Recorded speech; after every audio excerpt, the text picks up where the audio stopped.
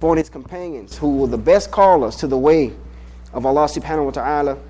And I advise you all, as well as myself, to first have regardfulness for Allah and thereafter obey him.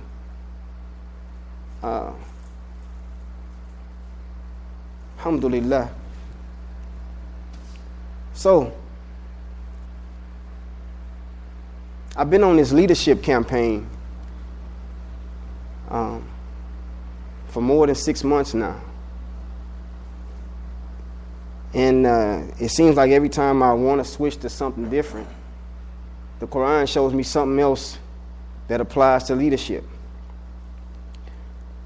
And I want to remind you of something. The title of my khutbah today is Leadership is in Your DNA, but you have to go find it.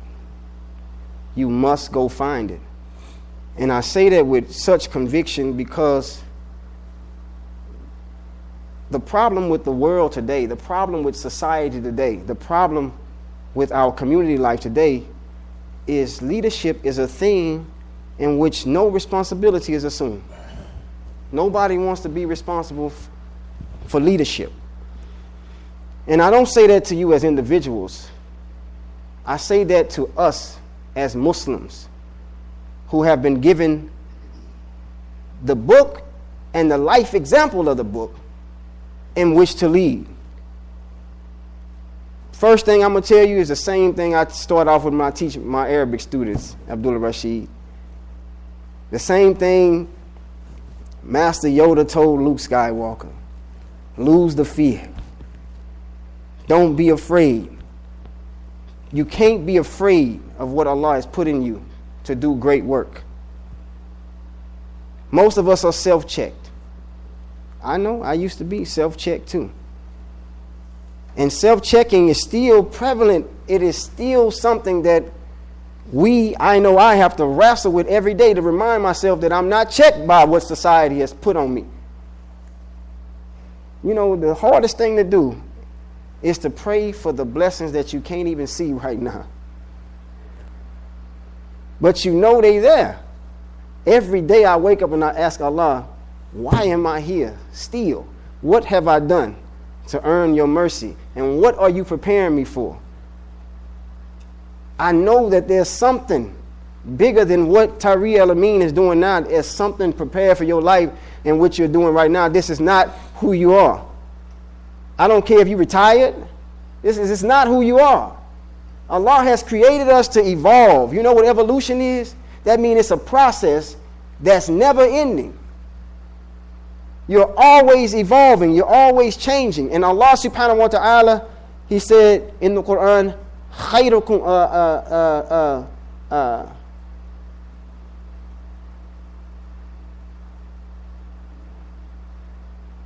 that you are the best community. Ummatin.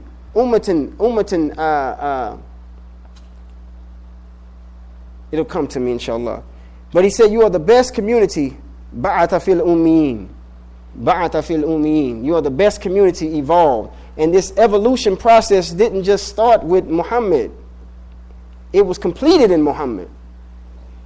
Muhammad sallallahu alaihi wasallam is the perfect human model because the evolutionary process for man was completed in him. So now, don't look at his material or his external. You have to look at the total completion, the one that is most significant, which is on the inside of him. Allah says in the Quran, وَمَا خَلَقْتُ جِنَّا وَإِنسَا إِلَّا لِيَعْبُدُونِ. I have not created the jinn and the insan except to worship me. What stands out in this particular verse is the term that Allah uses to address man in this particular sentence, the insan. This is the social man, the man that is attached to things. He is attached to emotions and love and community life. He's a social body.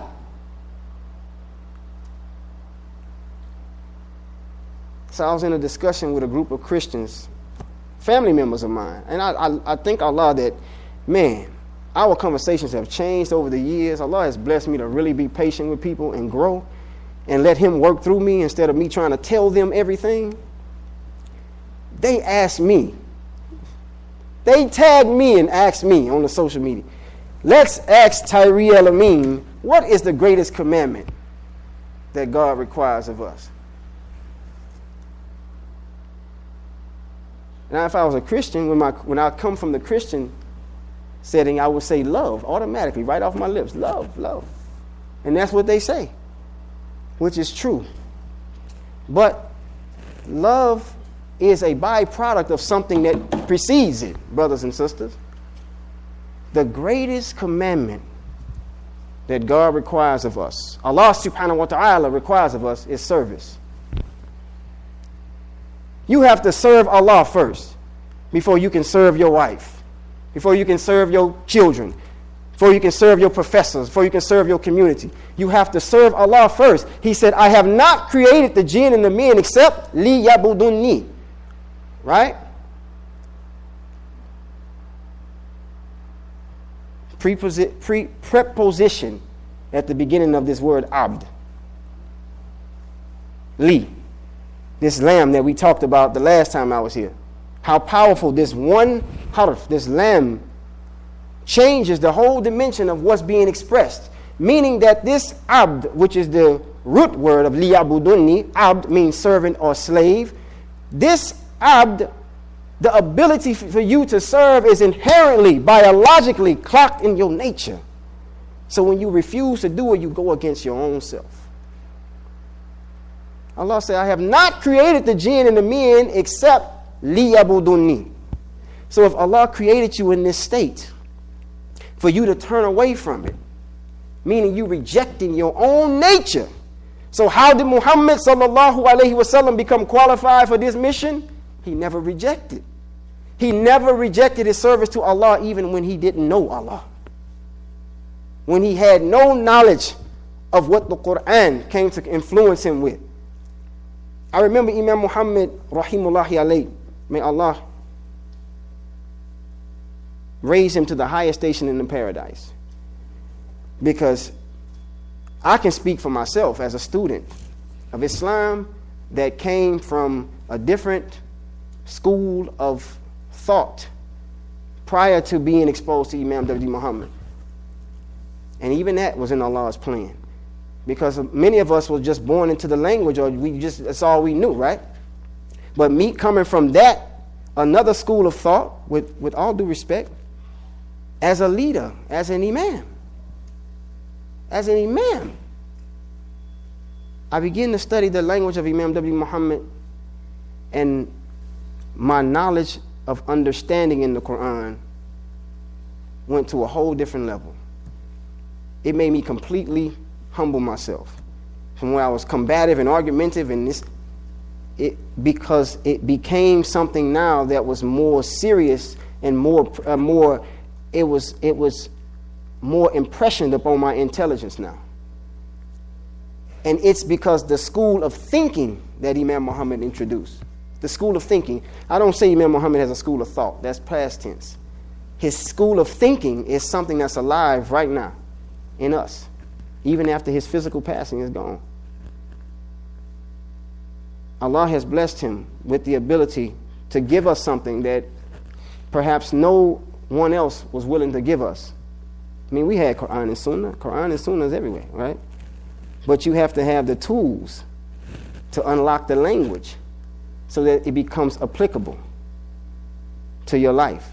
So I remember him giving his definition of Sunnah and Fard.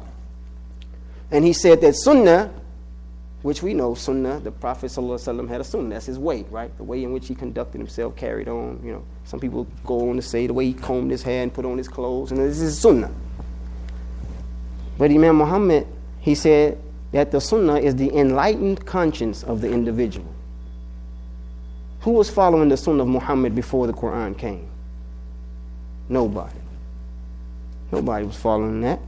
Even though you couldn't find anything in the life of Muhammad sallallahu alaihi wasallam that reflected him as a savage. But yet nobody was following that. It was until his conscience Conscience, became impression with the Quran.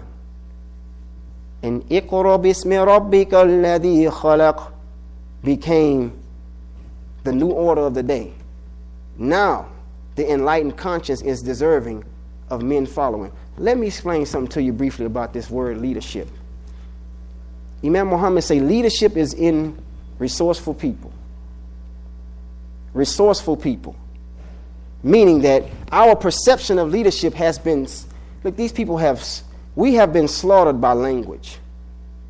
Because language is what appeals to your thinking. And just as I had a meeting last night, I shared an example. I asked an individual at this meeting, I said, if I told you America was a communist country, what would you say? America's not a communist country. I say, well, what's an example of one? Russia. I say, how do you know? Because that's what they told us. They gave you a word in the definition for the word, right? And then they put a title on it. But I can show you communism right here. In the very sense. But it's been veiled over your eyes because of language. Imam Muhammad said in 1975 when he assumed leadership that his mission is a mission of language. See, a real leader is going to liberate you from the root of things that are stopping you from progressing. Language is what stops most of us from having good relationships with people. The language that you use. And he said that we live in a oppressive word environment. Meaning the very language you use oppresses the environment that you're in physically and spiritually. You see how man just tears his own self down? خَلَقَ الْإِنسَانَ فِي أَحْسَنِ تَقْوِيمٍ. We created the human being in the most upright structures, right, and mold. ثُمَّ رَدَدْنَاهُ أَسْفَلَ سَافِلِينَ. And then, ثُمَّ رَدَدْنَاهُ, he retards his own growth. He stunts his own growth and development. If you want to be a good leader, you have to embrace service. If you're not serving to the best of your ability with the knowledge you have, there's no way you're going to evolve to be a decent leader. And a leader is not one who's dressed up, who's in front of the camera, who looks good. That's not a leader. That's an act. The real leaders don't care to be seen in front of a camera because they understand there's so much work to do. The camera is taking me away from the work that needs to be done. May Allah subhanahu wa ta'ala guide us to true leadership and embrace us with the leadership of Muhammad sallallahu alayhi wa sallam. Inshallah. Rabbana atina fid dunya hasanatan wa fil akhirati hasanatan wa qina adhaban nar. Alhamdulillahi rabbil alameen. Bismillahir rahmanir rahim.